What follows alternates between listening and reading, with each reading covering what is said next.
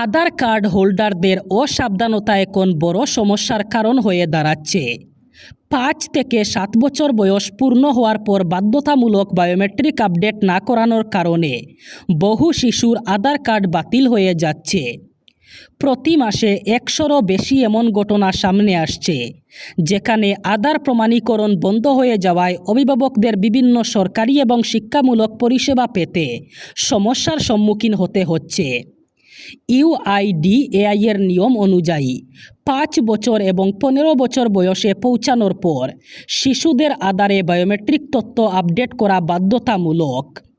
৫ বছরের কম বয়সী শিশুদের আধারে ফিঙ্গারপ্রিন্ট এবং আইরিশ সংক্রান্ত তথ্য সংগ্রহ করা হয় না।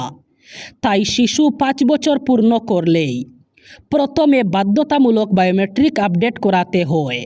নির্ধারিত সময়ের মধ্যে এই প্রক্রিয়া সম্পন্ন না হলে আধারের প্রমাণীকরণে সমস্যা দেখা দিতে পারে, এমনকি আধার বাতিলও হতে পারে। শুভ সকাল বন্ধুরা, আজ ৯ জুন মঙ্গলবার। আজকের সকালের বরাক তথা সমগ্র আসামের গুরুত্বপূর্ণ খবরগুলি হল: সরকারি গড় না পাওয়া ব্যক্তিরা শীঘ্রই প্রস্তুত হয়ে যান। রাজ্যে নতুন করে ৪৪,৩৫৪টি পরিবার লাভ করবে প্রধানমন্ত্রী আবাস যোজনার সরকারি গড়। দ্রুত গতিতে এবার চলবে গড় নির্মাণের কাজ। পাকা গড় নির্মাণের জন্য সরকার ইতিমধ্যে বরাদ্দ করেছে ২২০ কোটি টাকার বিশাল পুঁজি। ২৭,৩৪৪টি পরিবারের জন্য ইতিমধ্যেই অনুমোদন হয়েছে সরকারি গড়। খুব শীঘ্রই রাজ্যে এবার ৪৪,৩৫৪টি পরিবারকে দেওয়া হবে সরকারি গড়। এদিকে প্রতিটি দরিদ্র পরিবারদের দেওয়া হবে রেশন কার্ড। নতুন করে রেশন কার্ডেও আবেদন শুরু হবে। যে পরিবারের অনেক সদস্যের নাম রেশন কার্ডে এখনও পর্যন্ত অন্তর্ভুক্ত হয়নি, তারা ওই সদস্যের নাম রেশন কার্ডে অন্তর্ভুক্ত করতে পারবেন। ভারতে বর্ষা ঢুকতে একটু দেরি করলেও এখন তার ছড়িয়ে পড়ার গতি বেশ ভালোই। ইতিমধ্যে দক্ষিণ পশ্চিম মৌসুমি বায়ু পৌঁছে গেছে উত্তর পূর্ব ভারতের রাজ্যগুলিতে। রবিবার থেকেই ত্রিপুরা, মণিপুর, মিজোরাম, নাগাল্যান্ড, অসম এবং অরুণাচল প্রদেশে শুরু হয়েছে বর্ষা। আবহাওয়া দপ্তরের পূর্বাভাস অনুযায়ী আগামী ২ থেকে ৩ দিনের মধ্যে পুরো উত্তর পূর্ব ভারতে বর্ষা ছড়িয়ে পড়বে।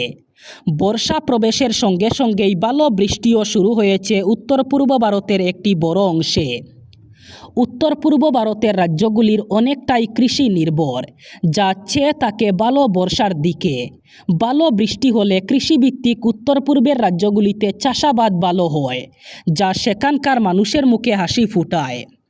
এবার এল নিনো নিয়ে চিন্তার বাজ পড়েছে আবহাওয়াবিদদের কপালে। ভারতে এবার স্বাভাবিকের চেয়ে কম বৃষ্টির সম্ভাবনা। পাশাপাশি আবহাওয়াবিদরা মনে করছেন উত্তর পূর্ব ভারতে এল নিনোর প্রভাবে বৃষ্টি কম হওয়ার সম্ভাবনা তেমন নেই, বরং উত্তর পূর্ব ভারতের রাজ্যগুলিতে এবার স্বাভাবিক বর্ষা হবে বলেই মনে করছেন আবহাওয়াবিদরা। উচ্চতর শিক্ষাগত যোগ্যতা সম্পন্ন কোনো ব্যক্তিকে এমন কোনো পদের জন্য নির্বাচিত করা যাবে না যা স্পষ্টভাবে নিম্নতর যোগ্যতা সম্পন্ন প্রার্থীদের জন্য নির্ধারিত। এমনই রায় দিয়েছে সুপ্রিম কোর্ট। সেই সঙ্গে শীর্ষ আদালত তার পর্যবেক্ষণে বলেছে যে যদি কেউ চাকরি পাওয়ার জন্য তার উচ্চশিক্ষার তথ্য গোপন করে, তাহলে তা অন্যান্য প্রকৃত যোগ্য প্রার্থীদের ন্যায্য সুযোগ থেকে বঞ্চিত করে। মাদ্রাজ হাইকোর্টের এই সংক্রান্ত রায়ও খারিজ করে দিয়েছে শীর্ষ আদালত।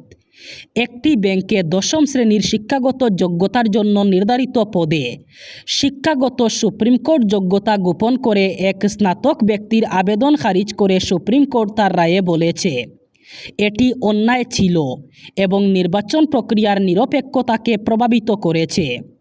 কোনো প্রার্থী নিম্নতর শিক্ষাগত যোগ্যতা সম্পন্ন আবেদনকারীদের জন্য বিশেষভাবে নির্ধারিত চাকরি পাওয়ার জন্য উচ্চতর শিক্ষাগত যোগ্যতার সাহায্য নিতে পারবেন না। সুপ্রিম কোর্ট জানিয়েছে, কিছু চাকরি কম যোগ্যতা সম্পন্ন মানুষের জন্য সংরক্ষিত রাখা হয়, যাতে সরকারি নিয়োগে তারা সমান সুযোগ পান। ইরানের নিশানায় আবার ইসরায়েল। রবিবার রাতে ইসরায়েলে ক্ষেপণাস্ত্র হামলা চালিয়েছে ইরানের রেভলিউশনারি গার্ড বাহিনী। গত এপ্রিলে এই দুই দেশের মধ্যে যে সংঘর্ষ বিরতি হয়েছিল, তারপর এই প্রথম হামলা চালানো হলো। ইরান জানিয়েছে লেবাননের রাজধানী বেইরুটে ইসরায়েলের আক্রমণের প্রতিবাদেই পাল্টা হামলা চালানো হয়েছে। লেবাননে ইরান সমর্থিত সশস্ত্র গোষ্ঠী হিজবুল্লাহ ইসরায়েলের নিশানায় রয়েছে। প্রায়ই তাদের ঘাঁটি লক্ষ্য করে হামলা চালায় বেঞ্জামিন নেতানিয়াহুর বাহিনী। ইরান পাল্টা জবাব দিল রবিবার।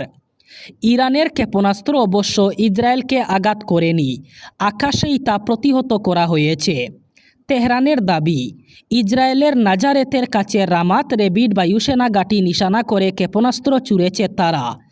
আবার ইসরায়েলের বাহিনী জানিয়েছে ইরান থেকে ক্ষেপণাস্ত্র তারা সঠিক সময়ে চিহ্নিত করে এবং নির্দিষ্ট আকাশ প্রতিরক্ষা ব্যবস্থার সাহায্যে তা প্রতিহত করা হয়।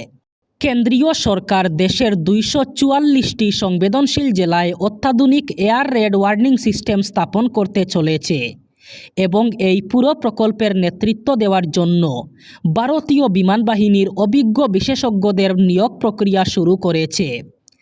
এই আধুনিক ব্যবস্থাটি ড্রোন, ক্ষেপণাস্ত্র এবং শত্রু বিমানসহ সমস্ত ধরনের আকাশপথের হুমকি মোকাবিলায় কার্যকর হবে। 2025 সালে দেশজুড়ে পরিচালিত অপারেশন সিঁদুরের পর সরকারের অভ্যন্তরীণ মূল্যায়নে দেখা যায় যে দেশের বেশিরভাগ পুরনো সাইরেন ও বিমান হামলা সতর্কীকরণ ব্যবস্থা অকেজ হয়ে পড়েছে। এদিকে বর্তমান যুদ্ধক্ষেত্রে ড্রোনের ব্যবহার অত্যাধিক বেড়ে যাওয়ায় নাগরিকদের সুরক্ষায় একটি স্থায়ী এবং আধুনিক বিমান প্রতিরক্ষা সতর্কীকরণ ব্যবস্থার প্রয়োজনীয়তা অনুভব করছে স্বরাষ্ট্র মন্ত্রক। সংবাদ সংস্থা সূত্রের খবর, স্বরাষ্ট্র মন্ত্রকের অধীনে থাকা ফায়ার সার্ভিস, সিভিল ডিফেন্স এবং হোম গার্ডের ডিজি এই প্রকল্পটি পরিচালনা করবেন। সামান্য বৃষ্টিতেই শিলচরের রামনগর আইএসবিটি সড়ক জলমগ্ন। দীর্ঘদিন ধরে ড্রেনেজ ব্যবস্থার সমস্যার কারণে রাস্তায় জমে থাকা জলে চরম দুর্ভোগের শিকার হচ্ছেন স্থানীয় বাসিন্দা, পথচারী, স্কুল কলেজের ছাত্রছাত্রী এবং যানবাহন চালকরা। দ্রুত জল নিষ্কাশনের ব্যবস্থা গ্রহণের দাবি জানিয়েছেন এলাকার বাসিন্দারা। স্থানীয় সূত্রে জানা গেছে রামনগর আইএসবিটি এলাকায় ফ্লাইওভারের নির্মাণ কাজ চলাকালীন ড্রেনেজ ব্যবস্থা আংশিকভাবে বন্ধ হয়ে যাওয়ায় বৃষ্টির জল বের হতে পারছে না, ফলে অল্প বৃষ্টিতেই রাস্তার উপর জল জমে যাচ্ছে। এছাড়া সড়কের বিভিন্ন স্থানে বড় বড় গর্ত সৃষ্টি হয়েছে। বৃষ্টির জলে সেই গর্তগুলো ডেকে যাওয়ায় দুর্ঘটনার আশঙ্কা আরও বেড়ে যাচ্ছে। প্রতিদিনই এই সড়কে বাইক, অটোরিকশা ও অন্যান্য যানবাহন দুর্ঘটনার কবলে পড়ছে বলে অভিযোগ। অনেক পথচারী এবং যানবাহনও আহত হয়েছেন।